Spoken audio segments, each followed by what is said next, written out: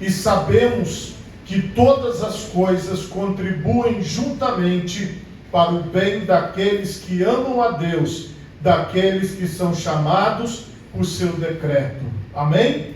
Por favor, levante a sua mão direita o mais alto que você puder. Feche os seus olhos e oremos a Deus. Pai Todo-Poderoso, neste momento, Senhor, eu quero te louvar e te bendizer por tua santa palavra, Pai, que acabou de ser lida aqui neste lugar. Ó Senhor, que o Senhor possa nos revelar a tua vontade e que o Senhor possa nos dar forças, ó Deus, para que nós possamos te obedecer, para que nós possamos estar seguindo as tuas instruções, ó Deus. Que essa palavra cumpra o propósito para o qual ela está sendo pregada, que ela produza em nós a tua vontade. Amém e graças a Deus. Podemos assentar, meus irmãos, em nome de Jesus.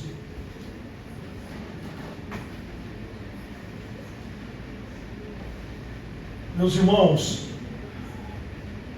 o tema da mensagem nesta noite é a cooperação de Deus. Meus irmãos, esse texto, ele é um texto profundo, mas você precisa entendê-lo, assim como eu. Eu quero trazer aqui como introdução a essa palavra, Apocalipse capítulo 17, versículo 8, que é uma palavra também que nos esclarece bastante. Diz assim, é um outro contexto, mas vocês vão entender. A besta que viste foi e já não é, e há de subir do abismo e irá à perdição.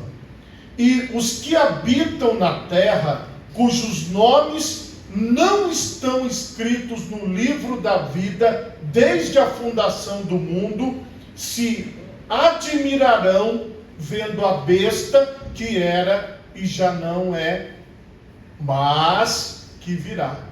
Você veja que parece um texto enigmático, mas no fundo ele é bem claro. A primeira coisa que eu quero chamar a atenção de vocês é que aqui está dizendo que as pessoas têm o nome escrito no livro da vida antes mesmo da fundação do mundo. Então Deus, ele fez um decreto, Deus, ele projetou algo, Deus, ele fez um projeto, ele criou algo na eternidade. E aqui está claro. A outra coisa é a confusão que a besta aqui, porque nós vamos ter um tempo neste mundo que haverá manifestação da trindade satânica, que é a besta, o falso profeta e o anticristo. Então vocês vão observar dentro do Apocalipse que tudo isso faz sentido. Mas qual é o sentido que eu quero tirar para nós aqui? É que existe um plano maior, existe um projeto ao nosso redor, existe algo que Deus decretou, que Deus determinou, que Deus idealizou, e a palavra de Deus, ela não volta vazia, mas ela cumpre o propósito para o qual ela está sendo falada. Quando você se insere num contexto, você tem mais condições de compreender o seu papel dentro da história. Quando você enxerga as coisas a partir de si, ou a partir do seu redor, você terá dificuldade de compreender o seu papel. Porque se você se usar como base, provavelmente você se frustrará.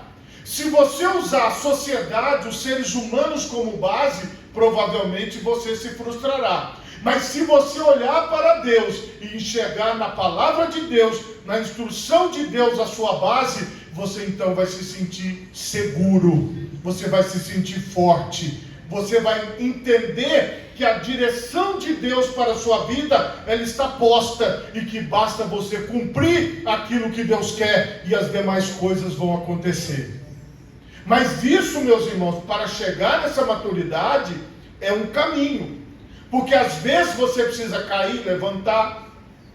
Às vezes você precisa passar por algumas dificuldades para você poder amadurecer. Uma criança, quando ela está começando a aprender a andar, ela tem quedas. Direto a criança cai. E a gente tem que tomar cuidado para ela não bater em alguma coisa e acabar se machucando, porque a criança, ela precisa estar sendo acompanhada o tempo todo. E aqui, meus irmãos, nós temos o nosso tempo onde nós não temos a compreensão total. Mas nós já chegamos no momento que nós podemos ter a compreensão das coisas de Deus. Nós podemos ter a revelação de Deus para as nossas vidas. Às vezes, quando você está ainda naquela fase de amadurecimento, você olha para as circunstâncias ao seu redor e você fala, está tudo contra mim. Às vezes você olha para você mesmo, você fala, eu estou fazendo coisas que eu não queria fazer. Às vezes você olha para as pessoas ao seu redor e você diz assim, mas por que as pessoas estão fazendo aquilo que é contra a minha vontade, aquilo que eu não quero que elas façam? Isso é algo que ao nosso crescimento a gente tem que passar por isso. E às vezes nós achamos que tudo é contra nós, que nada é ao nosso favor, que tudo que acontece é para nos derrubar, que tudo que acontece é para nos entristecer, que tudo que acontece é para nos colocar numa posição ruim. Mas preste atenção, isso é a primeira fase. Porque quando nós ainda estamos crescendo, nós temos dificuldade de entendimento.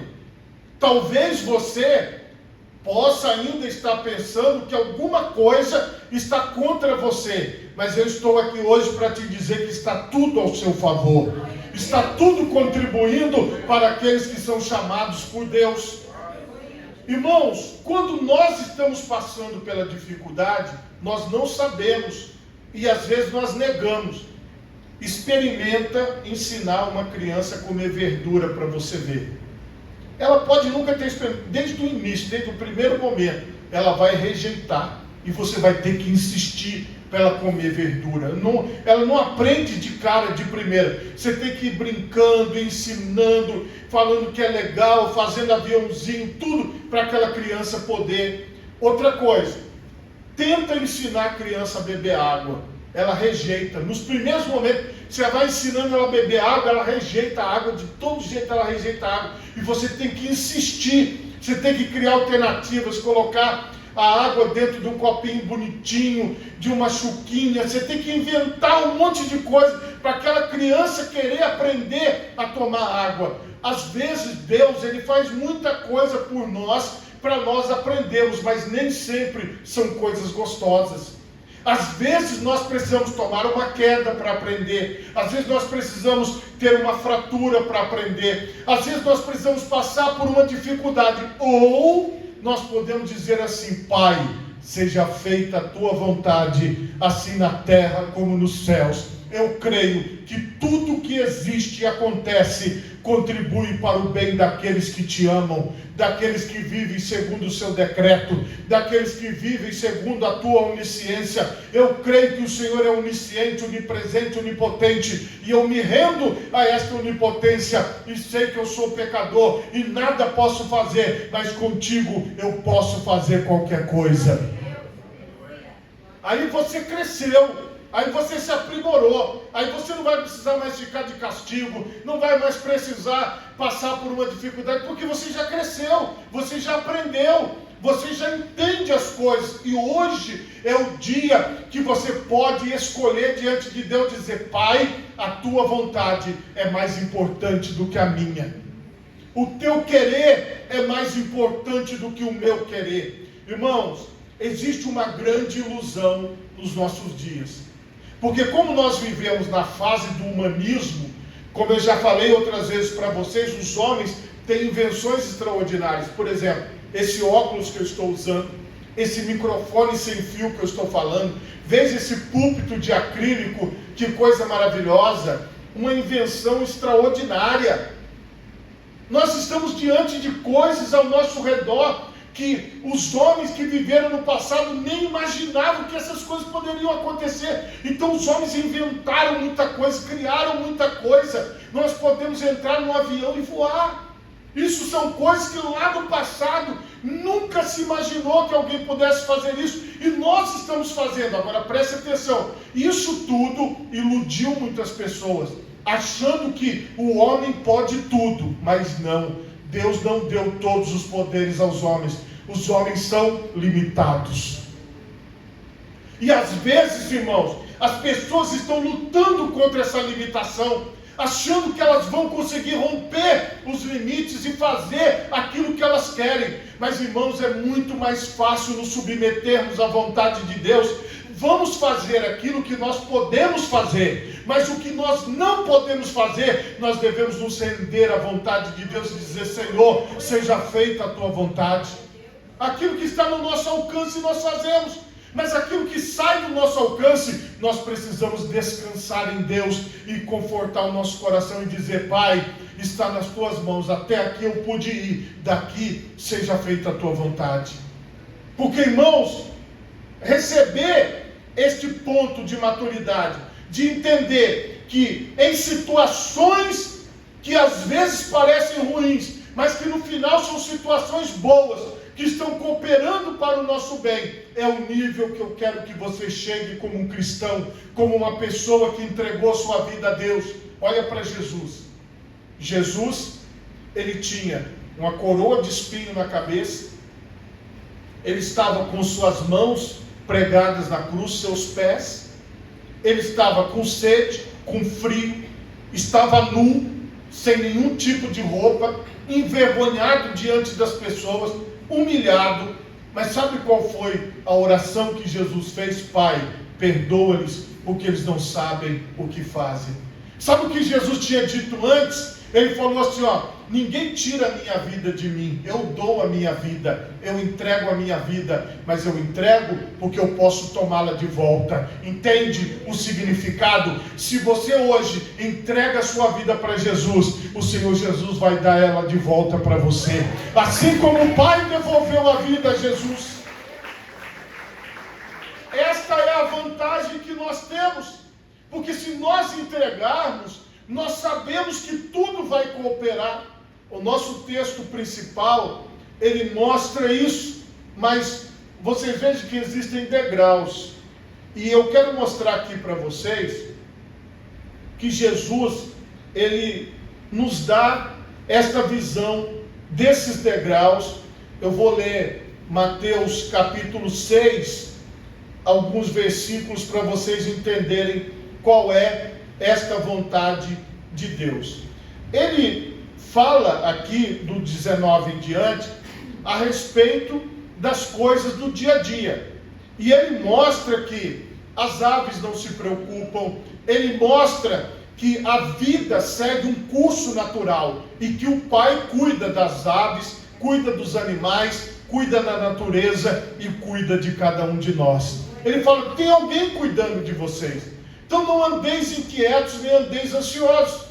E aí ele fala no versículo 31 do capítulo 6: não andeis, pois, inquietos, dizendo que comeremos, ou que beberemos, ou com que nos vestiremos, porque todas essas coisas os gentios procuram. De certo, vosso Pai Celestial bem sabe que necessitais de todas essas coisas. Mas buscai primeiro o reino de Deus e a sua justiça, e todas essas coisas vos serão acrescentadas.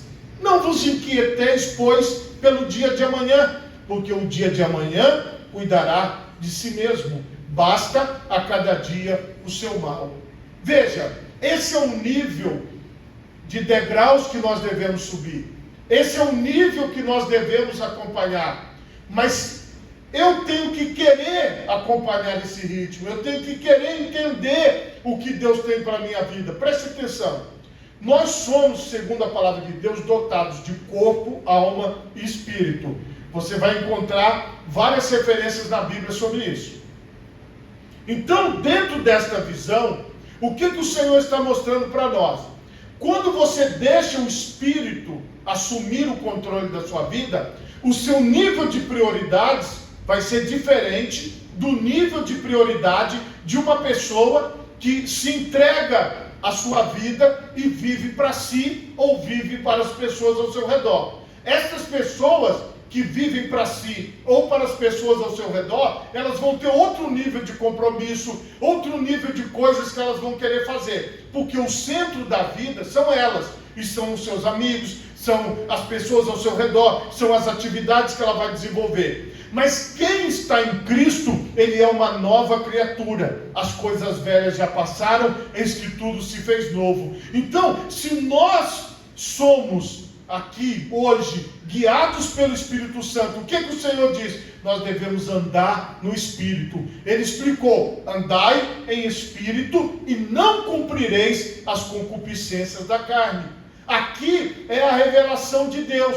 Você vai estar subindo esses degraus da revelação quando você compreende que o seu comportamento, na unção do Espírito Santo, na direção do Espírito Santo, vai refletir se você já entregou tudo para Deus, se você já se submeteu à vontade de Deus, ou se você ainda tem algumas vontades que você se apega a elas, ou se você ainda tem alguns desejos que você se apega a eles. A questão aqui que o Senhor está mostrando para nós é: se eu ando inquieto, se eu ando preocupado, se eu ando ansioso, se eu ando angustiado, se eu ando olhando e falando, está tudo dando errado, eu não queria que fosse dessa forma, eu não queria que fosse desse jeito, e começo a lutar o tempo todo, e a minha vida é uma luta para melhorar, ou para fazer do meu jeito, ou para fazer do jeito das outras pessoas, eu vou viver uma vida sem paz, eu vou viver uma vida sem tranquilidade. Por isso que o Senhor Jesus, ele mostra o nível das prioridades. Ele diz assim que o nosso corpo, ele vale mais do que a vestimenta. O Senhor diz que a vida, ela vale mais do que qualquer coisa. Então o que nós temos que fazer? Nós temos que preservar o nosso corpo, a nossa mente, a nossa vida em santidade ao Senhor. Ou seja, sendo guiados pelo que a palavra de Deus diz, pela vontade de Deus para nós. Se você olhar para o seu redor, você vai começar a se comparar. Se você começar a olhar, por exemplo, e se comparar com os outros irmãos, você vai encontrar defeitos nos irmãos, ou você vai encontrar defeitos em você. Se você começar a se comparar com as pessoas do mundo, aí que piorou, porque você vai começar a ver coisas lá fora que você vai achar que é felicidade, mas não é. Você vai começar a ver coisas lá fora que você acha que vai te completar, mas não vai. Então o que o Senhor Jesus está falando? Olhemos para Ele, o autor e consumador da nossa fé. Aí nós vamos encontrar o que nós precisamos. E aqui vocês vejam que o nível máximo que vocês viram dos degraus lá de Mateus 5, 6 e 7, que você pode ler, que você vai ver que é muito crescimento espiritual. Aí esse aqui para mim é o auge, porque os que dantes conheceu, já em Romanos 8, 29, também os predestinou para serem conformes à imagem de seu Filho, a fim de que ele seja o primogênito entre muitos irmãos. Aqui nós temos o nosso modelo. Aqui nós temos a pessoa a qual nós devemos copiar. Aqui nós temos aquele que disse: eis que estou convosco todos os dias até a consumação dos séculos. Então, irmãos, nós estamos bem à vontade, bem resolvidos, bem tranquilos, porque nós estamos em torno da pessoa de Cristo. Nós somos chamados por Ele para isso, para espelharmos, para vivermos, para caminharmos com Ele. E aqui, no versículo anterior, que foi o da leitura que eu fiz para vocês, é o que nós precisamos para o nosso dia a dia. Sabemos. Agora, pense você: eu sei disso que o apóstolo Paulo está falando? Será que eu sei disso? É preciso que você saiba disso. É preciso que eu saiba disso. Ele fala: sabemos que todas as coisas contribuem juntamente para o bem daqueles que amam a Deus. Você compreende o que é amar a Deus? A recomendação do mandamento é: ame ao Senhor teu Deus de todo o teu coração, de todas as tuas forças e de todo o teu entendimento, de todo o teu pensamento. Você coloca tudo em Deus. Amar a Deus é dedicar tudo a Deus. Perguntei essa semana para 2 pessoas: você já orou hoje? E a pessoa diz não. Uma outra pessoa que eu perguntei: você já orou hoje? Ele falou: eu não tenho tempo. Eu não tenho tempo de orar. E aí, meus irmãos, preste atenção, como eu perguntei para essas duas pessoas: vocês podem passar o dia todo sem falar com Deus? Como vocês podem passar o dia todo sem dirigir a sua voz? Pai, eis-me aqui na tua presença. Como que vocês conseguem? A verdade, meus irmãos, é que muitas pessoas, elas não amam a Deus, elas não amam ao Senhor, por isso elas não conseguem se dedicar, porque o amor, ele é fruto de atitudes. Então, qual é a atitude que Deus espera? É amá-lo com toda a força. Se é para orar, eu vou orar. Se é para ler a palavra, eu vou ler a palavra. Se é para adorar, eu vou adorar. Porque essa força que Deus me deu aqui para andar, para falar, é para glorificar o seu santo nome. Então, eu vou colocar essa força nas coisas de Deus. Eu vou colocar a minha vida na presença de Deus. O meu pensamento. Eu não vou usar minha mente para ficar pensando bobagem. Eu vou começar a pensar nas coisas que são de Deus. O que a palavra de Deus diz? Pensai nas coisas que são de cima e não nas que são da terra. É isso que nós fazemos. Quando nós nos dedicamos, quando nós estamos diante dele, aí, olha o que acontece. Tudo contribui, tudo coopera, tudo ajuda aqueles que amam a Deus. Hoje, nós podemos nos colocar nesta posição daqueles que amam a Deus. E aí, eu já sei o que vai acontecer. Como ele fala aqui, olha, ele diz aqui, ó, daqueles que são chamados por seu decreto. E aqui, irmãos, é a revelação final. Deus te chamou. Você só está aqui nesta quarta-feira porque você foi chamado por Deus. Você entende isso, irmão? Preste atenção numa coisa. A diferença é quando uma pessoa quer desesperadamente encher um auditório, ela faz qualquer coisa para ter gente. Ela, sabe, cria situações. Mas preste atenção. A igreja de Jesus é diferente. Por quê? Porque nós, irmãos, não estamos preocupados com o movimento, mas nós estamos preocupados com aqueles que foram chamados por Deus, segundo o decreto de Deus. Então, o seu chamado é que te trouxe aqui. O seu Criador é que te trouxe aqui. O Deus Todo-Poderoso é que está agindo na sua vida. Esta aqui não é uma obra de homens, mas é uma obra de Deus em você. Então, o que faz você amá-lo, o que faz você estar diante dele, é uma obra do Espírito Santo, é uma obra de Deus na sua vida. E esta obra, irmão, ela não acaba, ela não pode acabar. Logo no início, quando eu cheguei na igreja, ainda cantavam-se muitos corinhos. E uma das letras era: este avivamento não se acabará, não se acabará, não se acabará. Quando Jesus vier, permanecerá. Nem meu pai, nem minha mãe poderá tirar. Manda fogo, santifica-me, Senhor. Porque nós, irmãos, que estamos na presença de Deus, não precisamos de motivação extra. O nosso amor por Deus é muito maior do que qualquer tipo de motivação que nos faz a gente sair de casa, ou faz a gente buscar, ou faz a gente ler, ou faz a gente adorar. Não existe outra motivação. A nossa motivação é muito maior do que qualquer motivação externa. Você entende isso, irmão? Porque quem está movimentando em você é Deus. Quem chamou você é Deus. Mas está tudo dando errado. Não importa o que está acontecendo ao redor. O importante é que você está no centro das vontades de Deus. Está dando errado, mas está cooperando para o nosso bem. Parece que foi para o nosso mal, mas não foi. Foi para o nosso bem. Deus está fazendo tudo o que está acontecendo hoje para o nosso bem, porque nós somos chamados segundo o seu decreto. Esse é o chamado de Deus para a minha vida. Esse é o chamado de Deus para a sua vida. Você pertence a Deus. O que é que fala em Cantares? Eu sou do meu amado e ele é meu. Esta é a revelação. Você ama a Deus, então Deus é seu e você é dele. É uma revelação.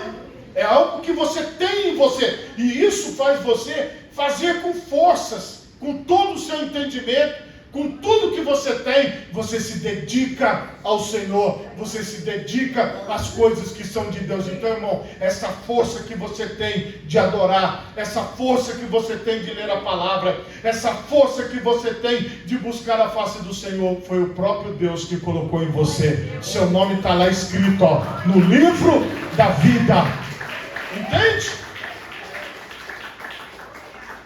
Por favor, coloque as duas mãos na altura do seu coração. Feche os seus olhos e oremos a Deus. Pai Todo-Poderoso, neste momento, Senhor, eu te peço.